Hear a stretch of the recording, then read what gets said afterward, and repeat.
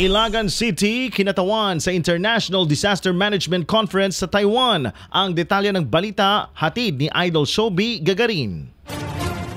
Nakilahok ang lungsod ng Ilagan sa International Conference sa Taiwan para sa disaster resilience. Kasama ng iba't ibang bansa, ibinahagi ng Ilagan City ang kanilang mga programa at karanasan sa disaster management sa 2025 Disaster Management International Conference sa New Taipei City, Taiwan. Dinaluhan ng naturang komperensya ng mga kinatawan mula sa iba't ibang bansa, kabilang ang Texas sa Estados Unidos, Paris sa France, Tokyo sa Japan, Seoul sa South Korea, Bangkok sa Thailand, Singapore, Taiwan at New Taipei City. Pinangunahan ni Vice Mayor J. Evson Diaz ang delegasyon ng Ilagan sa nasabing komperensya bilang kinatawan ni Mayor Jose Marie Diaz. Bilang tanging lungsod mula sa Pilipinas, naging pagkakataon ito upang maipakilala ang mga inisyatibo ng Ilagan sa pandaigdigang entablado.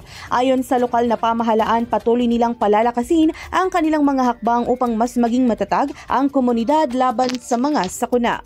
Para sa IFM News, ako si Idol Shobi Gagarin. Idol! IFM News.